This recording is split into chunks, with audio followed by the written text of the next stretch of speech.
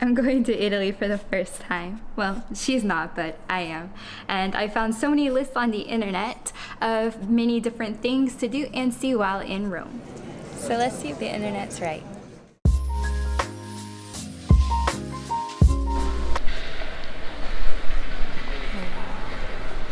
So we're entering the Pantheon, and you'll have to excuse me if I look like I have tears in my eyes. This is literally amazing. I have no words for the beauty that I'm seeing right now. I've never seen anything like this before in my life, or I've experienced it. It's something that you read about, it's something that you see in our history books, but nothing prepares you for seeing it yourself. And you know, it's really hard to believe that this building has been here since 125 AD, and you know that this isn't the first, this isn't the second, this is actually the third Pantheon that was ever built, but it's remarkable. It is the largest man-made structure for a dome that's what's the word?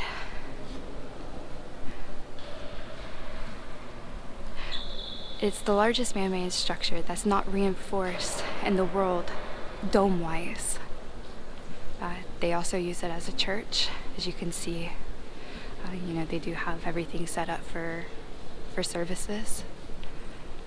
Wouldn't that be cool to come here, you know, every Sunday for church or every Wednesday, and to experience your services in something so beautiful, so breathtaking, so unique, so old?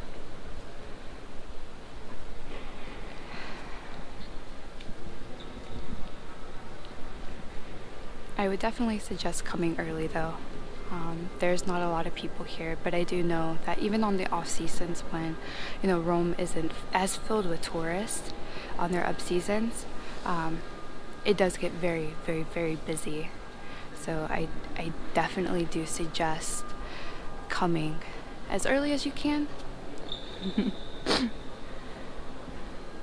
Because it's definitely worth it, definitely worth the walk. I mean, I would suggest walking because you get to see the beautiful roads, little fun stuff, the surprises on the way.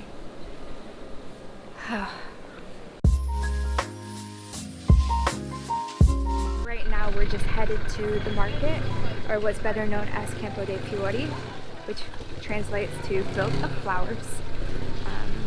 And from what I understand, the name dates back all the way to the medieval times.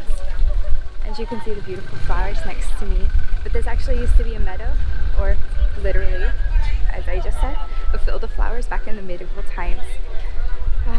But it does have a dark past here. Before, you know, it was this luscious meeting ground. It was known for its daily executions.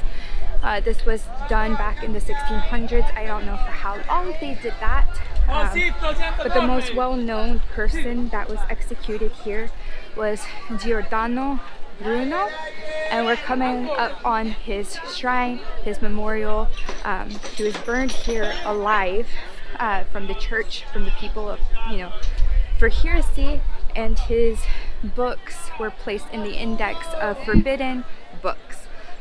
Basically, they didn't like his free thinking or what he had to say, but years later, you know, he became a stepping stone for freedom of speech throughout here, and so the shrine is to memorialize him. And the irony is he sits defiantly facing the Vatican, which makes sense, right? It's pretty suiting for the reason why he was executed. And he is the main focal point in the center of the square here. And as you can see, they have various different things, from pasta, types of sauces that you would use, to weird gadgets to make different types of pasta out of different things. And you can just see that it's a very popular meeting spot. You'll see very charismatic sellers with very bubbly personalities. But of course, you know, you have to be outgoing. You see these people, you know, you want to make your money. You're out here every day. Yes, they do this daily, rain or shine. You can get the freshest fruits, the freshest veggies. Looks like they do juices. They cut the fruits for you. Looks like personalized leather bands in case, you know, you want that, because Italian leather's nice, right? We always think of Italian leather to be more on the expensive side, but it's very popular here. You can find it anywhere. To my left, I see nuts, more veggies. To my right, you'll see various eating places, restaurants, what have you. Like, you can literally almost find everything out here that you could possibly need or want. For the most part, the only thing I really don't see is meat. I think that would be a little bit more difficult to put out here, but as you can see, you can get your fresh cheeses. Actually, I don't know how fresh they are because it looks like aged cheese. If you're into that, I will pass. Alright, so after a long day and a little bit of a siesta, or I'm not exactly sure of the term here in Italy, I know it's everywhere, a lot of places closed down, we finally made it to the Castel Saint Angelo. I do believe that is the correct name. It was originally used as a mausoleum for the king. I think it's the King Hadrian, or you know, there's also live music, which is also a really nice touch. But you'll see that everywhere around here.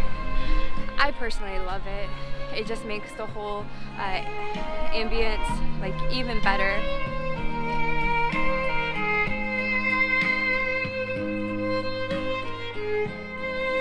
But yeah, like we've been seeing a lot of people with their violins, their cellos, and just, you know, outside performing for people who just pass by for tips. But back on the subject of I guess that's what happens when you combine subject and topic together. New word. I meant to say, back on the topic of this castle, Hadrian built it as a mausoleum for himself and his sons and stuff like that. Oh, and his wife. After all of that was said and done, in later years, the popes, the priests, nuns, etc. used this as a fortress, a castle, and now it's just a museum. Alright, it does look like we are approaching the center point of the castle, and you can see how ginormous the center part is. This was actually once considered the largest building in Rome, which is kind of crazy once you see the Colosseum and stuff like that. But it's massive. I mean, even from the viewpoint, the end of the bridge, it looks huge. But I know I keep saying it, like all of these buildings and these monuments, like the sheer point of size that you see in pictures and videos just don't compare to being here, like being next to it. Like, you get that sense of surrealness and you wonder how the hell did they accomplish something so large. Alright, so we're on the center point, whatever you want to call it. I'm going to keep calling it the center point because it is the center point, the castle.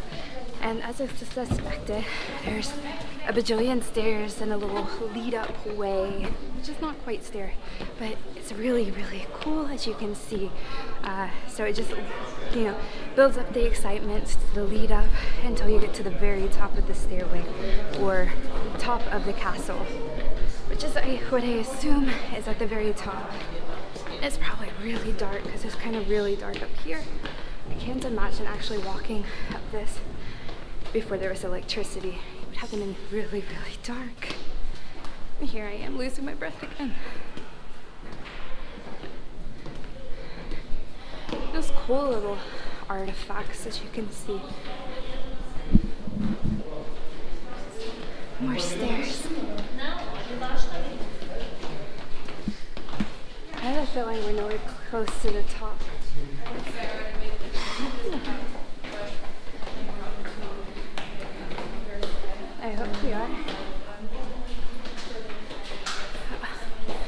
closer to the top, but not to the very top. Alright. So this does appear. Whew. I'm out of breath. Whew. This does look like it is a courtyard, which is really nice.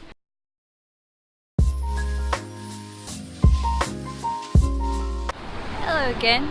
We are just now coming up on the, what is it? Altare della Patria, or as we like to say in English, the altar of the fatherland. Give me just a second. I'm gonna have to concentrate as we move across this fairly busy street. It doesn't seem like there is any stop signs or any of the sort, so it's kind of like you're on your own. So give me just a moment while I do that. Hopefully we don't get hit by a car, because I don't know how insurance is like here. Plus that would be bad, right? Because we still have a few days left. So this place is just everything I believe that I imagined it would be, except larger. Like, it's humongo.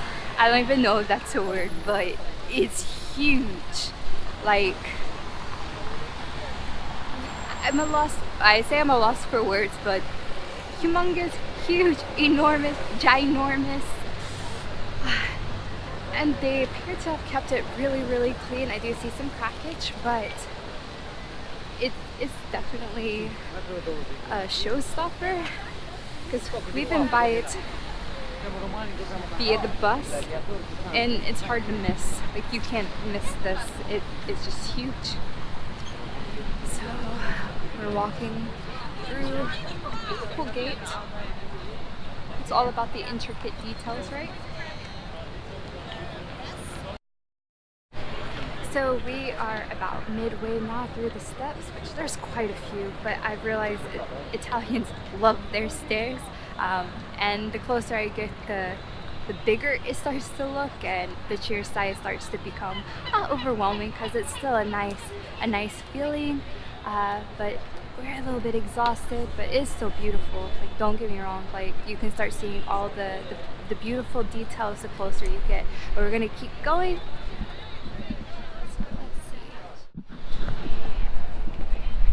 You can see all the beautiful statues that they did. So this was started in 1885 is when they first started to build this. It was not inaugurated until 1911 and not finished until 1925. This is a symbol of what all Italy is now. It's for the first king under a unified Italy. So it means a lot to the Italian people.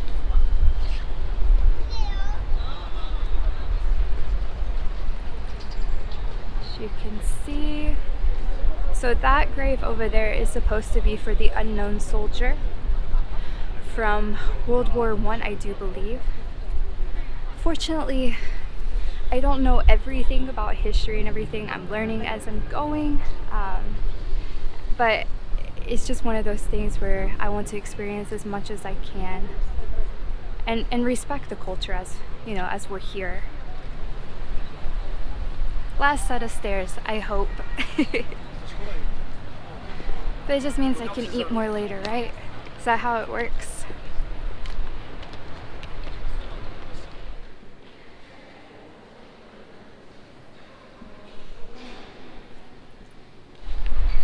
We finally made it after hiking of what appeared to be like 1,001 stairs.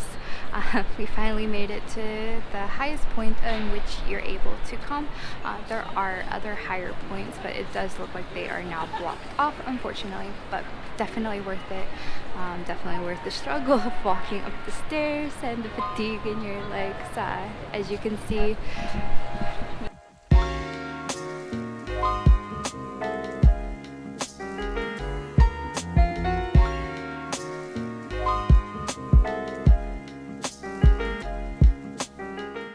so we've made it back down the stairs. The the tens of thousands of stairs. Okay, maybe not that many. Next we are going to the Piazza.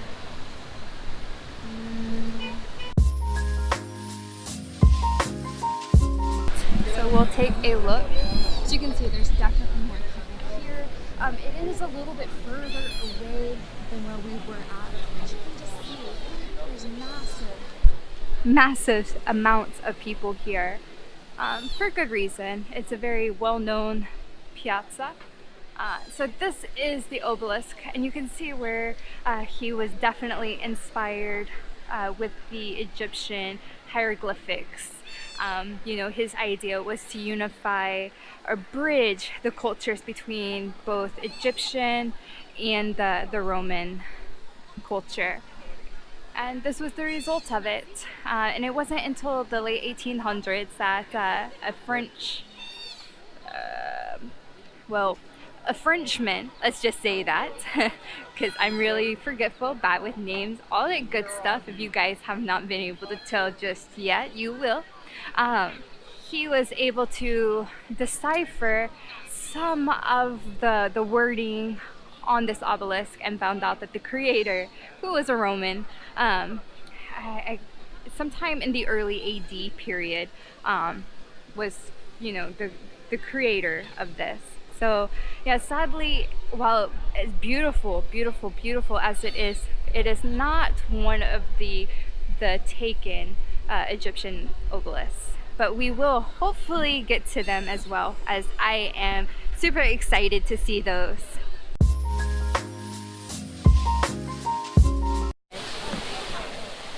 Hello.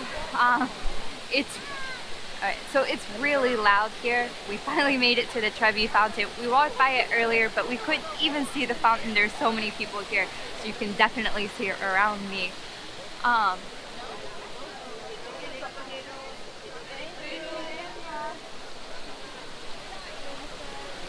Like, it's pretty ridiculous, at least if you're me.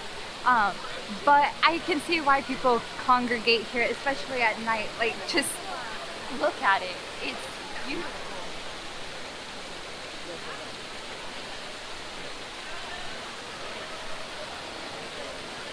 It's definitely a showstopper, so to speak. And it's pretty old, but it's been remodeled, revamped several times actually. So there is a saying, the first one is, toss 1 coin in if you wish to come back to Rome. Toss 2 coins in to fall in love. And 3 coins if you wish to marry your love. Also, I should mention, don't worry about the money that goes in here. It actually goes to the homeless people here in the Roman area. I say Roman, the Rome area. They do collect about 1.5 million euros a year, so that's quite a bit of money just from the coins that you see here. So it does go to a good use. And as you can see, I forget how many times a week they clean it. I think it's about two or three times a week, and they do that very early in the morning, probably before anybody wants to be awake. I mean, I know I wouldn't want to be awake around 5 o'clock in the morning, but it's huge. It's beautiful. It's probably, in my honest opinion, the best. Like, the best attraction, at least for me. Like, I love stuff like this. It's free. It's romantic if you're into that. I mean, come here with your love. There's little benches behind me that people chill out on. And people even sit on here, but I don't know if that's allowed. I heard some police officers yelling at some people, so that may not be allowed. So you can tempt fate. I'm in a dress. I'm not going to do that. It is kind of chilly off of the fountain, though, not gonna lie. So, yep, we're gonna head back to our Airbnb because it is really late, and it's kind of crazy that people are just out this late just chilling, but that's not for me.